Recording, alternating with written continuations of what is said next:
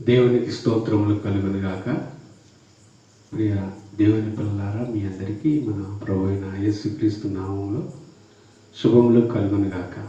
అందరూ బాగున్నారా? మీ కొరకు మేము ప్రతిదినము కూడా ప్రార్థన చేస్తూ ఉన్నాం. మరి మా యొక్క పరిచర్యల కొరకు, కుటుంబం కొరకు మీరందరూ ప్రార్థన చేస్తున్నారని మేము భావిస్తున్నాం.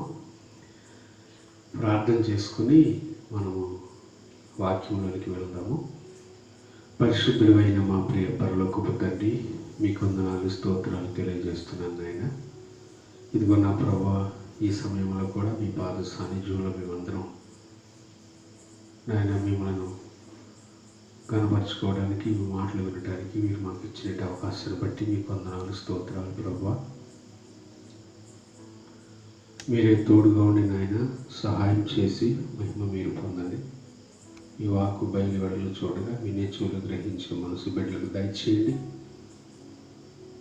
ప్రతి ఒక్కరిని కూడా దీవించండి. నన్ను మెస్సులో చాటిని మరుగుపరచండి. యేసు నామమున అడుగుచున్నాను తండ్రి, ఆమేన్. ఇప్పుడు పరిశుద్ధ గ్రంథంలో నుండి దేవుని వాక్యాన్ని మనం విందాము. మరి మీరు అందరూ కూడా శ్రద్ధగా దేవుని మాటలు ఆలకించండి. ఈ దినమందు దేవుడు మనకు ఇచ్చినటువంటి వాక్యాన్ని ధ్యానం చేసుకుందాం. మీరు అటు ఇటు తిరుక్కోకుండా, మీరు కొద్ది నిమిషాలు కాబట్టి 24 గంటలు ఇంట్లోనే ఉంటున్నాం. మరి బయట ఎక్కడికి వెళ్ళడానికి అవకాశం లేదు. కనీసం మరి ఈ సమయంలోనైనా మీరు దేవుడి యొక్క మాటలను విని మీరు దేవుల్లో పొందవలసిందిగా ప్రభు పేరిట మనం చేస్తున్నాం. పరిశుద్ధ గ్రంథంలో మనకందరికీ తెలిసినటువంటి వాక్య భాగమే మత్తయి సువార్త 8వ అధ్యాయము. అక్కడ 23 నుండి 27 వరకు ఉన్నటువంటి వాక్య భాగాన్ని మనం ధ్యానం చేసుకుందాము. అందరూ కూడా శ్రద్ధగా ఆలకించండి. మీ యొక్క పరిశుద్ధ గ్రంథాలను కూడా మీరు కూడా చూడండి. ఆయన దోణి ఎక్కినప్పుడు ఆయన శిష్యులు ఆయన వెంట వెళ్ళిరి. అంతటా సముద్రము మీద తుఫాను లేచినందున ఆ దోణి అలల చేత కప్పబడెను. అప్పుడు ఆయన నిద్రించుచుండగా వారు ఆయన యొద్దకు వచ్చి ప్రభువా నశించిపోవుచున్నాము, మమ్మను రక్షించుమని చెప్పి ఆయనను లేపిరి. అందుకు ఆయన అల్ప విశ్వాసులారా ఎందుకు భయపడుచున్నారని వారితో చెప్పి లేచి గాలిని సముద్రమును గద్దింపగా మిక్కిలి నిమ్మళమాయెను. ఆ మనుషులు ఆశ్చర్యపడి ఈయన ఎట్టివాడో ఈయనకు గాలియు సముద్రమును లోబడుచున్నవని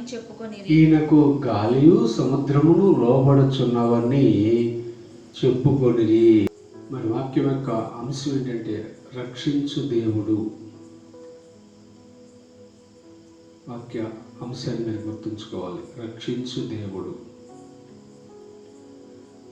యేసు ప్రభువారు నరవతారిగా ఈ యొక్క భూమి మీద జీవించినప్పుడు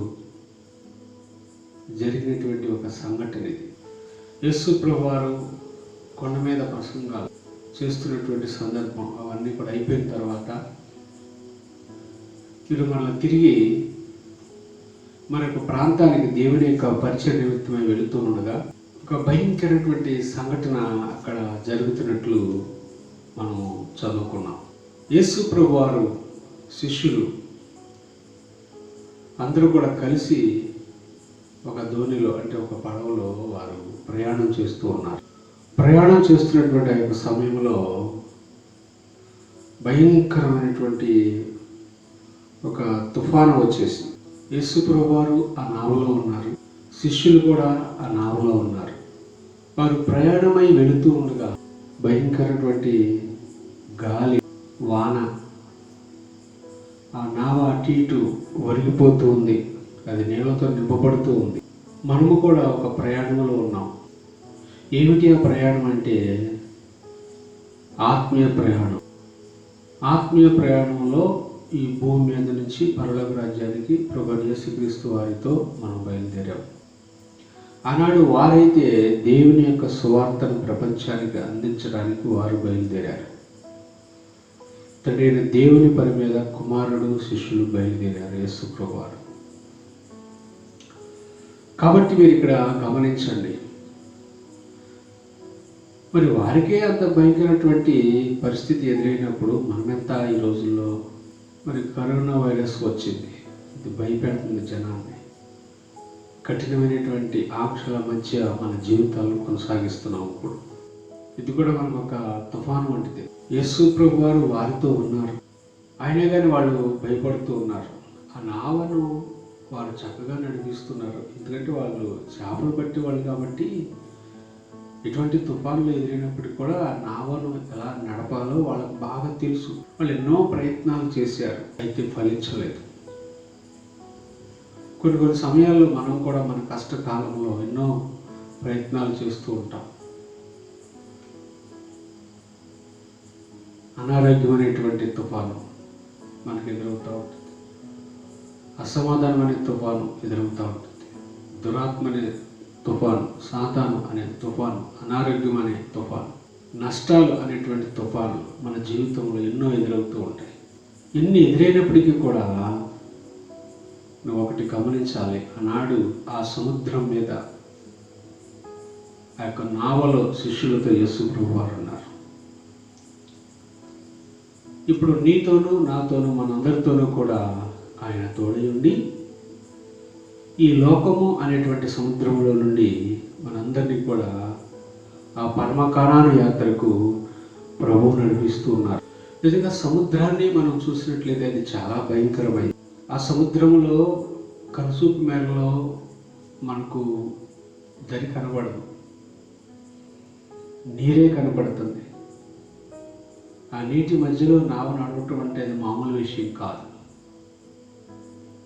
నిజంగా మనకంటే వాళ్ళు అప్పటికే చాలా ధైర్యంగా నడిపిస్తూ ఉన్నారు, కానీ వాళ్ళ వల్ల కావట్లేదు. అయితే దేవుని యొద్దకు వెళ్ళాలి, యేసు ప్రభువారిని లేపాలి, ఆయనతో చెప్పాలి అని అనుకుంటున్నారు వాళ్ళు. అయితే ఒకవేళ దేవుడు అక్కడ వాళ్ళకి పరీక్ష పెట్టారేమో, ఆ నావకు అమరమున ఆయన నిద్రిస్తూ ఉన్నారు.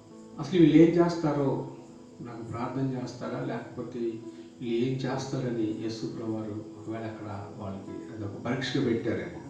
నిజంగా మనం చూసినట్లయితే గాలి, తుఫాను ఈ రెండు కలిస్తే కోట్లు నష్టం ఆ తుఫాను ఎప్పుడు వస్తుందో అక్కడ జరిగిపోతుంది. మనకు తెలుసు కదా, అరటి తోటలు కానీ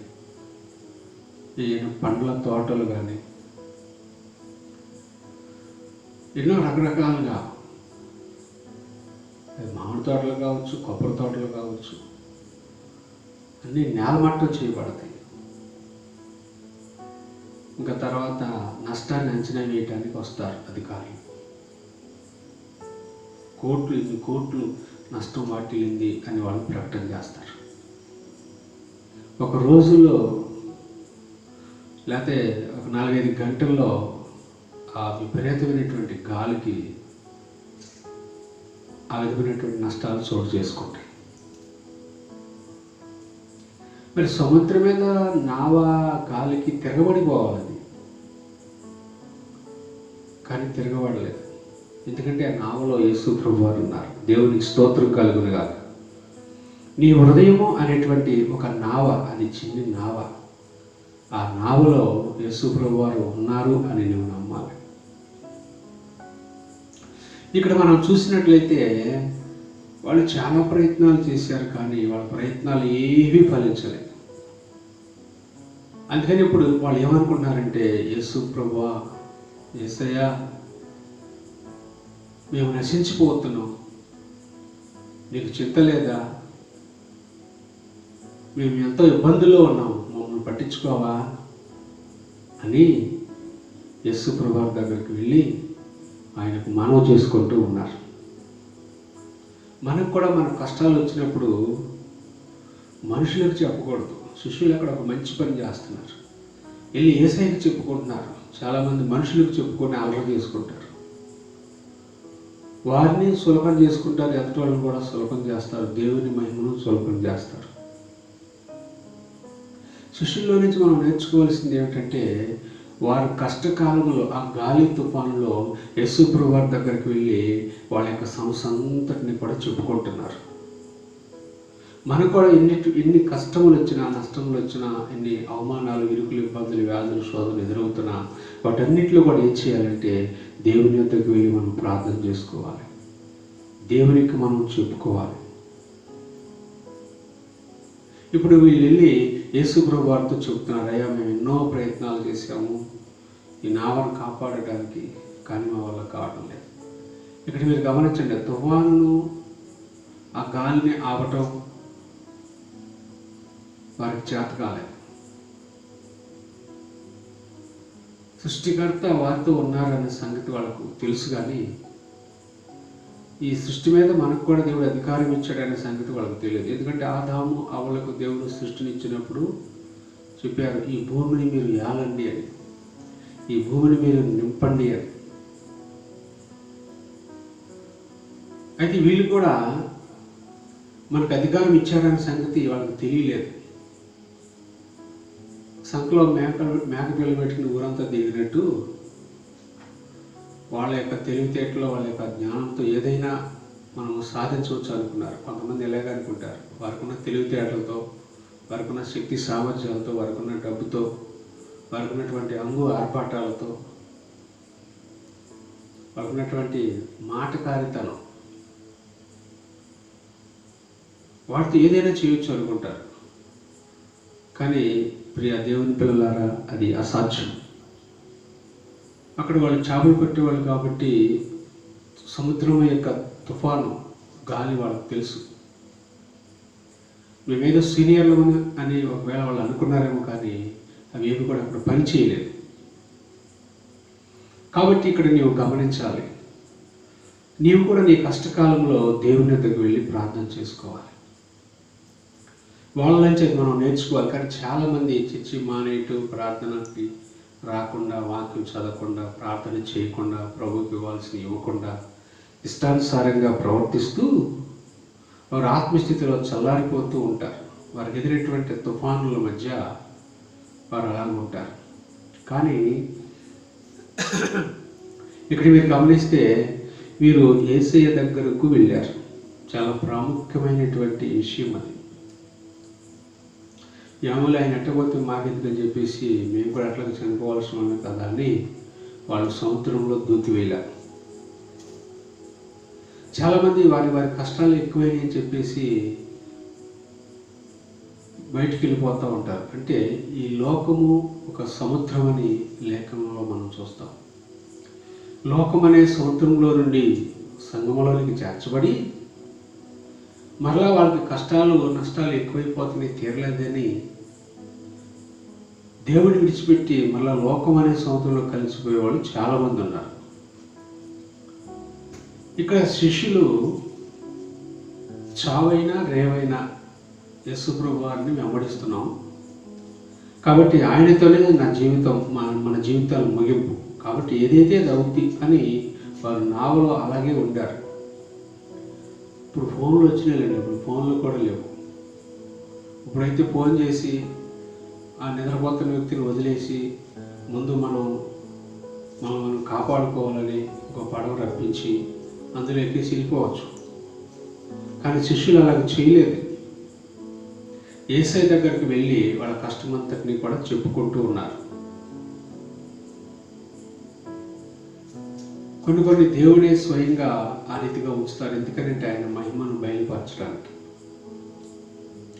అయితే ఇక్కడ ప్రభువారు ఏమంటున్నారంటే అల్ప విశ్వాసులారా అని అంటున్నారు. అల్పం అంటే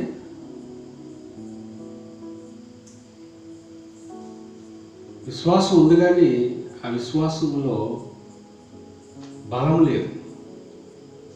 అంటే మొలక చెట్టు మాదిరి అన్నమాట. అది కనపడటానికి పెద్దగా కనపడుతుంది కానీ అది బలం ఉండదు, ఊరిని ఇరిగిపోతుంది. బలమైన నాడు గాలి వస్తే ఇరిగిపోతుంది ఆ చెట్టు. అలాగే నాడు చాలామంది అదే పరిస్థితిలో ఉన్నట్లుగా మనం చూస్తున్నాం. ఈ వాక్యంలో చూసినట్లయితే యేసు ప్రభు వారిని వారు ఇదిగో యొక్క పరిస్థితి నుంచి విడిపించాలని ప్రాధేయపడి అడుగుతున్నారు. నీకు కష్టం వచ్చినప్పుడు నీవు కూడా దేవుని యొద్దకు వచ్చి ప్రార్థన చేసుకోవాలి. చేయరు చాలా మంది, కొంతమంది చేస్తారు, అది మంచిది. శిష్యుల్లో నుంచి అది మనం నేర్చుకోవాలి. వారు ఆ రీతిగా ఏం చేస్తున్నారంటే దేవునికి చెప్పినప్పుడు ఆయన అంటున్నారు, అల్ప విశ్వాసులారా అని అంటున్నారు అక్కడ. అది మీరు చాలా జాగ్రత్తగా గమనించాలి. అంటే వారిలో దేవుడు ఏం చూస్తున్నాడంటే విశ్వాసాన్ని చూస్తున్నాడు. అనేక సమయాల్లో మనము విశ్వాసాన్ని కోల్పోతూ ఉంటాం.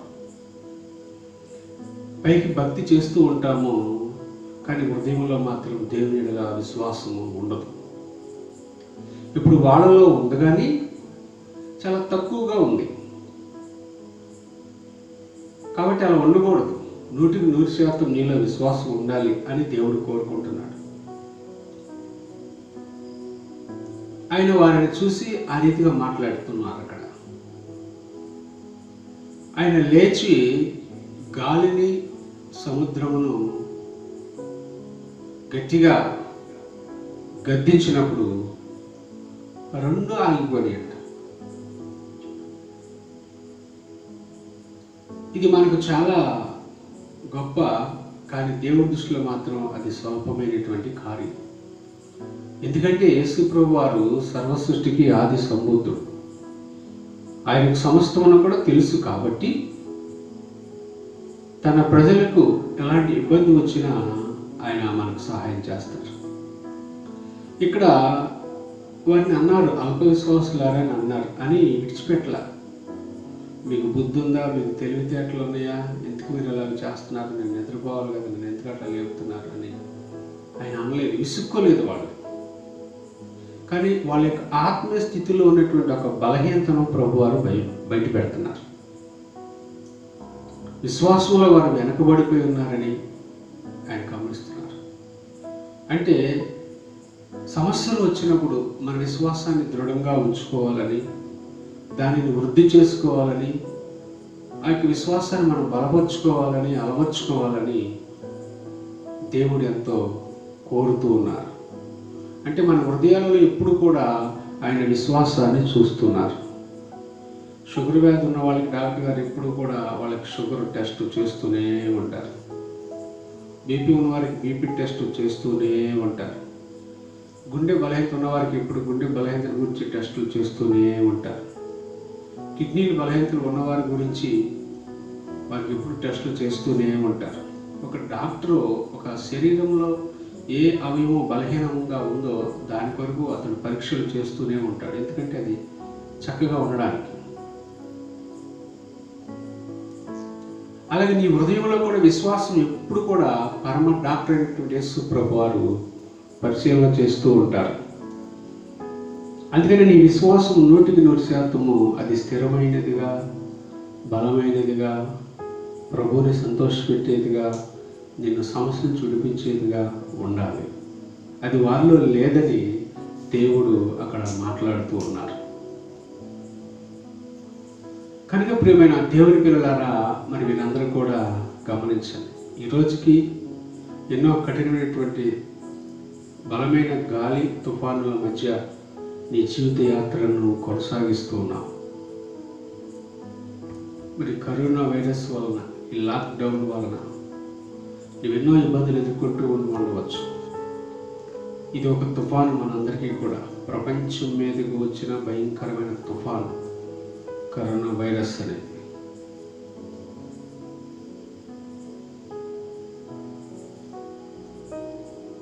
అయితే ఇది జరగవలసి ఉన్నది భూమి మీద. పరిశుద్ధ గ్రంథంలో చెప్పబడినట్లుగా భూమి మీద తెగుళ్ళు వస్తాయని ప్రకటన పుస్తకంలో కూడా చెప్పబడినట్లుగా జరుగుతున్నాయి. అయినంత మాత్రాన మనలో విశ్వాసాన్ని మనం కోల్పోకూడదు. దేవుడు ఉన్నాడా, ఉంటే మాకు సహాయం చేయడా, కరోనా వైరస్ని ఎత్తేయడా, మన ఇష్టానుసారంగా మనం మాట్లాడకూడదు దేవుడిని. అలాగ ఆయన మాట్లాడితే ఒకళ్ళు మెరుగురు భూమి మీద. మన ఇష్టాలు కాదు, ఆయన ఇష్టాలు కాదు, ఆయన చిత్తం మన పట్ల ఏమైందో అది నెరవేరుస్తారు. అందుకని ప్రియమైన దేవుని పిల్లలారా, మీరు గమనించండి. ప్రభువారు నా వల్ల కాదులే మీరు వెళ్ళిపోండి అని అనలేదు అక్కడ. వారు వినినటువంటి ప్రతి ఒక్క మాటను కూడా యేసు ప్రభు వారు చెప్పిన ప్రతి ఒక్క మాటను కూడా ఆయన వింటూ ఉన్నారు. విని వారిని విసుక్కోలేదు. చాలామంది విసుక్కుంటారు. మంచి ఆదర్శవంతమైన సేవకుడిగా యేసు ప్రభు వారు ఉన్నారు అక్కడ. వారిని విసుక్కోలేదు. అల్ప విశ్వాసులారా అని అన్నారు. వారిని సరిచేస్తూ ఉన్నారు. నీవు కూడా నీ జీవితంలో ఇలాంటి పరిస్థితులు ఎదురైనప్పుడు సరిచేసేటువంటి వ్యక్తిగా ఉండాలి. బలపరిచే వ్యక్తిగా ఉండాలి. ఆదరించే వ్యక్తిగా ఉండాలి. నడిపించే వ్యక్తిగా ఉండాలి. కాపాడే వ్యక్తిగా ఉండాలి. భద్రపరిచే వ్యక్తిగా ఉండాలి. ఇక్కడ ప్రభువారు ఆ రీతిగా వారిని అని ఆ యొక్క గాలిని తుఫానును గద్దించగా ఒక చిచ్చుబుడ్డి కనుక పైకి ఎగిరి మళ్ళీ కిందకు వచ్చినట్లు, అలాగే ఆ బలమైన గాలి ఆ తుఫాను అణిచివేయబడి ఉన్నాయంట. మన దేవుడు ఎంత శక్తిమంతుడో ఒకసారి మీరు గమనించండి. గాలి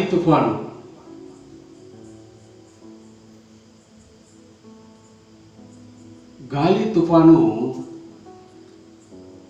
అణిగిపోవటం వారి కళ్ళతో వారు చూశారు. నిజంగా వాళ్ళు చాలా అదృష్టవంతులు. సృష్టికర్త మహిమలను స్వయంగా శిష్యులు వాళ్ళ కళ్ళతో చూశారు. చాలా గొప్ప సంగతి. తుఫానుని ఎవరు ఆపగలరు? ప్రజలను పరిపాలన చేయించున్న నాయకుల, అధికారుల, ధనవంతుల, డాక్టర్ల ఎవరు ఆపలేరు. తుఫాను వచ్చి వెళ్ళిన తర్వాత నష్టాన్ని అంచనా వేయడానికి అప్పుడు బయలుదేరతారు ప్రజలను ఆదుకోవడానికి. కానీ తుఫాను వచ్చే సమయంలో దానికి ఎవరు కూడా ఎదురు వెళ్ళరు, కుట్టుకుపోతారు. అలాగే మనకు తెలుసు బోర్డు అని తుఫాన్లు వచ్చినాయి. ఆ తుఫాన్కి ఇప్పుడు పేర్లు కూడా పెడుతున్నారు. ఆపలేరు ఎవరు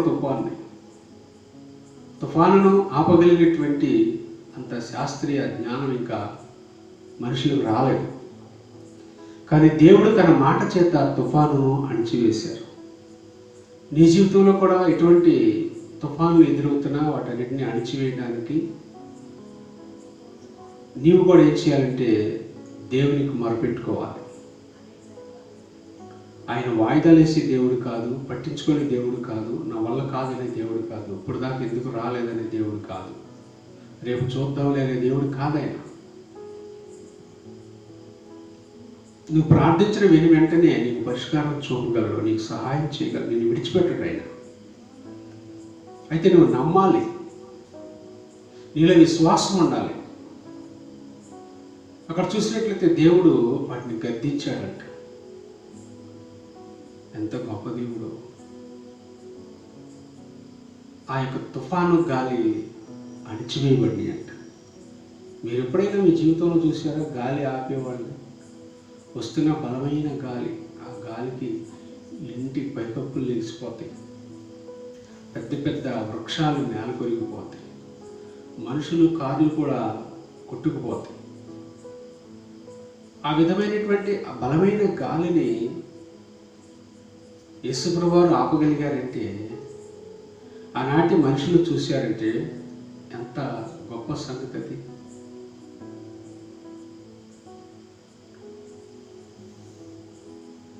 దేవుని యొక్క మహిమ కార్యములను ఆనాటి మనుషులు చూశారు. కనుక ఇక్కడ మనం చూసినట్లయితే వారు ఆశ్చర్యపోతూ ఉన్నారు. ఎంతో మనకు దేవుడు సహాయం చేశాడు, మనం రక్షించాడు అని ఒకరికి ఒకరు సైకిల్ చేసుకుంటూ సంతోషిస్తూ ఆశ్చర్యపోతూ ప్రభువుని మహిమపరుస్తూ ఉన్నారు. ఎల్లప్పుడూ కూడా దేవుణ్ణి స్తుతించాలని వారు అనుకుంటూ ఉన్నారు. ఈయన ఎలాంటి వాడో, ఈ బలమైన గాలి తుఫాను కూడా ఈయనకు లోబడిపోయినాయి, ఈయన మామూలు వ్యక్తి కాదు అని వాళ్ళు ఆశ్చర్యపోతూ ఉన్నారు. దేవుని యొక్క మహిమను గురించి వారు మాట్లాడుకుంటూ ఉన్నారు. ప్రియమైన వాళ్ళారా, మనము ఆరాధిస్తున్నటువంటి దేవుడు మనల్ని విడిచిపెట్టే దేవుడు కాదు ఆయన. మరి ఈనాడు నువ్వు ఎలాంటి ఇబ్బందులు ఉన్నావో దేవుడు నిన్ను చూస్తున్నాడు.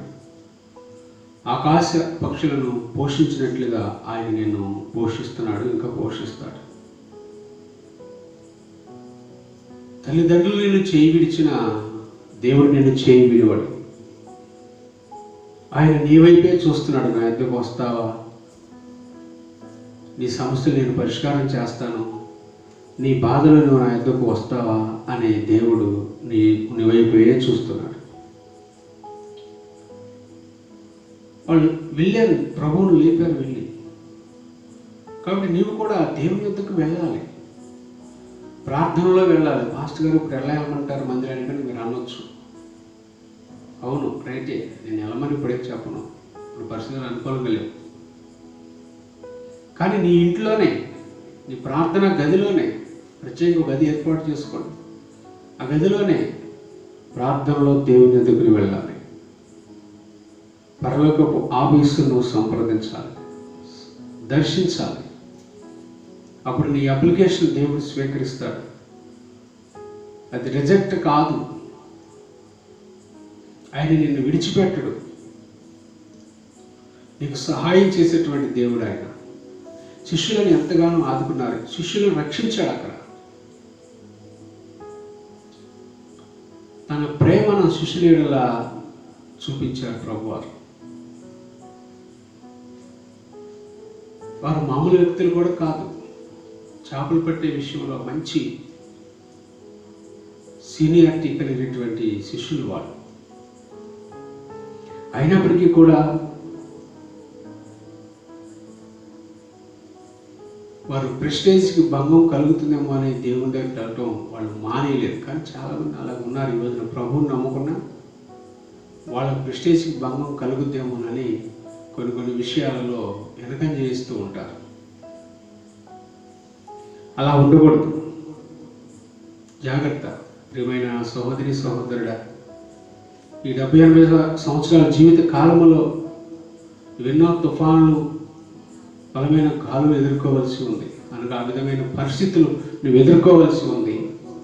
అయితే దేవుడు నిన్ను విడిచిపెట్టడు, రక్షించడానికి నీకు సమీపముగా ఉంటాడు.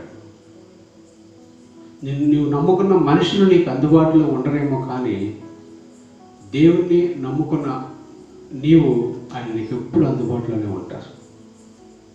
నీ కన్నీరు తుడుస్తారు, నిన్ను ఆదుకుంటారు, నిన్ను పరామర్శిస్తారు, నీ ప్రతి అవసరతను కూడా తీరుస్తారు. నిన్ను ఆయన విడిచిపెట్టడు. విడువని ఎడబాయినటువంటి దేవుడు ఆయన. ఇటువంటి పరిస్థితుల్లోనైనా నేను రక్షించగలిగిన దేవుడు ఆయన. మనను శాప పాపం నుంచి రక్షించి నిత్య జీవానికి వారసుగా చేసి నిత్య నరకానికి వెళ్ళకుండా మనల్ని కాపాడిన దేవుడు ఆయన. శాశ్వతమైనటువంటి ఆత్మరక్షణ మనకి ఇచ్చినటువంటి దేవుడు ఆయన. ప్రియమైన నా సహోదరి సహోదరుడా, నేను ముగింపులోకి వచ్చాను. దయచేసి నువ్వు గమనించాలి. నీ జీవితంలో నువ్వు భయపడుతున్నావా, చింతిస్తున్నావా, వేదన పడుతున్నావా? అయితే దేవుడు నీకు ఈ సమయంలో గొప్ప కార్యం చేయబోతున్నాడు. ఆనాటి శిష్యుల జీవితాలలో దేవుడు గొప్ప కార్యం చేసి అక్కడ ఆయన యొక్క మహిమను బయలుపరిచి వారిని పరిచర్యలో ముందుకు నడిపించాడు. నీవు కూడా నీ ఉద్యోగం ఆగిపోయిందని, వ్యాపారం ఆగిపోయిందని, కులవృత్తికి అవకాశం లేదని, వ్యవసాయం అంతంత మాత్రంగా ఉందని దిగులు పడుతున్నావేమో. కానీ నీ ఇంట్లో నీవు ప్రార్థనలో దేవుని వైపు చూడు. ఆయన ఆశ్చర్యమైన కార్యాలు నీ పట్ల చేయబోతున్నాడు. దేవునికి స్తోత్రం కలుగునుగాక. అందరూ దేవునికి స్తోత్రం చెబుదాం. దేవునికి స్తోత్రం. హల్లెలూయా. ఈ యొక్క వాక్యం ద్వారా దేవుడు మీ అందరినీ కూడా ఆదరించాలని, దీవించాలని, బలపరచాలని ఈ యొక్క సమయంలో నా మాటలు ముగిస్తున్నాను. దేవుడు మీ అందరినీ దీవించునుగాక. ప్రార్థన చేసుకున్నాం. పరిశుద్ధుడైన మా ప్రియ పరలోకపు తండ్రి, మీకు వందనములు, స్తోత్రములు తెలియజేస్తున్నాను నాయన. ఈ యొక్క సమయంలో ఇదిగో నా ప్రభువా, నీవు రక్షించే దేవుడుగా మీ యొక్క మాటలను మాకు వినిపించినందుకే మీకు వందనాలు తండ్రి. ఎంతమంది అయితే ఇటు మాటలు విని శ్రద్ధగా ప్రభువా మీ యొక్క సన్నిధిలో ఉన్నారు, శ్రద్ధ గలవాడు ఐశ్వర్యవంతుడు కలిగిన ప్రభువా, మీ వాక్యం మీద శ్రద్ధ పెట్టిన బిడ్డలందరినీ కూడా మీరు దీవించండి, వారి కుటుంబాలను ఆశీర్వదించండి, పరిపాట్ల తోడుగా ఉండి సహాయం చేయండి. బిడ్డల యొక్క వ్యవసాయములు, వ్యాపారములు, చేతి పనులు, ఉద్యోగాలు గొప్పగా మీరు ఆశీర్వదించండి. ఈ కరోనా వైరస్ వల్ల, లాక్డౌన్ వల్ల ఎన్నో ఇబ్బందుల్లో ఉన్న కుటుంబాలను మీరు ఆదుకోవమని ప్రార్థన చేస్తున్నాం తండ్రి. త్వరగా యొక్క కరోనా వైరస్ యేసునామమున కట్టి ఇప్పుడే పాతాళం నుండి బంధించబడినగాక. పిల్లలందరూ కూడా మళ్ళీ తిరిగి నేను ఈ భూమి మీద వారి యొక్క జీవన విధానాన్ని కొనసాగించుదురుగాక. తండ్రి, ఎంతోమంది అలాడిపోతున్నారు, ఎటు వారందరికీ మీ దీవెన ఆశీర్వాదాలు కలుగునుగాక. ప్రజల కొరకు నాయకులు, అధికారులు, వైద్యులు ఎంతో ప్రయాసపడుతున్నారు, వారిని మీరు కాపాడుదురుగాక. ప్రజలు కూడా వారికి సహకరించుదురుగాక. తండ్రి, మీరు అతి త్వరలో మహామహిమతో రాబోతున్నారు ప్రభు. మీ రాకడకు ముందు ఇవన్నీ కూడా జరుగుతాయని ముందుగానే మీరు చెప్పారు. నీ ప్రజలను బలపరిచావు, ఏది మీరు దాచుకోలేదు నాయన. అన్ని విషయాలు ఎప్పటికప్పుడు మానవులకు మీరు సమాచారాన్ని మీ పరిశుద్ధ గ్రంథం ద్వారా తెలియపరుస్తూ ప్రభా మీరు మహిమ పొందుతూ ఉన్నారయ్యా. మీ కొందనాలు తండ్రి, ప్రతి ఒక్కరు రక్షించబడి మీ రాకడ సిద్ధపరచబడటానికి సహాయం చేయండి. ఆత్మరక్షణ కలిగిన దేవుడు మీ ఒక్కడని ప్రతి ఒక్కరు కూడా గమనించినట్లుగా సహాయం చేయండి. ప్రజలు వారి పాపములను విడిచిపెట్టి పరిశుద్ధమైన నిత్య జీవములకు వారసులుగా మీరు పరలోకం మాకంటే ముందుగా వెళ్ళి అటు వారసత్వానికి మమ్మల్ని అందరినీ కూడా పిలుస్తున్నందుకే మీకు స్తోత్రాలు తెలియజేస్తున్నాం తండ్రి. మీరు తట్టు తిరిగి మీ సహాయకుని బిడ్డలందరినీ దీవించండి. ఇదిగో మా యొక్క వేమండ గ్రామమును, ఉంగుటూరు మండలమును, కృష్ణా జిల్లాని, ఆంధ్రప్రదేశ్ మా రాష్ట్రము, అలాగే మా యొక్క దేశము భారతదేశము మీరు కాపాడండి. మీ కంచి వేయండి, పాపపు క్రియలను లయపరచండి. కరోనా అనేది ప్రభు నా దేశంలో నుంచి అది తొలగిపోనుగా కేస్తున్నాములో, ప్రపంచంలోంచి తొలగిపోనుగా, అది పాతాళమందు బంధించబడేదిగా కేస్తున్నాములో. తండ్రి, మీరు సహాయం చేయి. పరిచయం నానాటికి అభివృద్ధి చెందినట్లుగా మీరే కృప చూపండి. అల్పలో నాయన అయోగ్యులా మీ చిత్తం మా పట్ల నెరవేర్చుకోండి. మీ నామానికి మహిమకరంగా మమ్మల్ని అందరినీ కూడా ఆశీర్వదించండి. సమస్త మహిమ, ఘనత, ప్రభావములు మీకే ఆరోపిస్తాం. మేమందరం కూడా మళ్ళీ త్వరగా తిరిగి మీ యొక్క మందిరంలో మీ నామం ఆరాధించినట్లుగా మీరు మాకు సహాయం చేయాలి. ఆటంకుల బుద్ధులన్నింటినీ కూడా తీసివేయాలి. ప్రభావ మీ యొక్క సహాయం కొరకు మేము ఎదురు చూస్తున్న అద్భుతాలు మీరు చేయండి. మహిమ కలిగినటువంటి మీ కార్యాలు ఈరోజు కూడా మీరు జరిగించండి. భయంకరమైనటువంటి యువనైన కరోనా వైరస్ అనేటువంటి ఈ తుఫాను బారిన ప్రపంచం పన్నెండుగా వినిపించేవాడు ఎవరూ లేరు నాయన, మీరు తప్ప ప్రభావ. ఆయన మీరే కార్యం చేసి మహిమ పొందండి. మేము ఎదురు చూస్తున్నాం, అద్భుతం చేయండి. సమస్త మహిమ కంట ప్రభావం మీకు ఆరోపిస్తుంది. యేసు నామమున అడుగుచున్నాము తండ్రి, ఆమేన్. మన తండ్రి అయిన దేవుని ప్రేమ, కుమారుని కృప, పరిశుద్ధాత్మ సహవాసము సన్నిధి కూడా మనందరికీ ఈ భూమి మీద యేసు ప్రభువారి రాకడ కొరకు ఎదురు చూస్తున్న వారందరికీ ఇప్పుడెల్లప్పుడు సదాకాలంతో నడిపించును గాక. ఆమేన్. యేసు రక్తమే ఇచ్చేవు, సిలువ రక్తమే ఇచ్చేవు, ప్రవేశు నామునకు సంపూర్ణ విజయం కలుగును గాక. ఆమేన్. అందరికీ ప్రభు పేరిట వందనాలు తెలియజేస్తున్నాను. మరి అలాగే రేపు కూడా మీ మధ్యకు ఏదైనా దేవుని యొక్క వాక్యం ప్రతిరోజు కూడా ఉదయకాలము మీ ముందుకు వాక్యం వస్తుంది. మరి మీ టీవీలో కానీ అలాగే సెల్ ఫోన్స్లో కానీ ఈ వాక్యాన్ని చూడండి, దేవుని దీవెనలు పొందండి. దేవుడు మీ అందరినీ దీవించును గాక.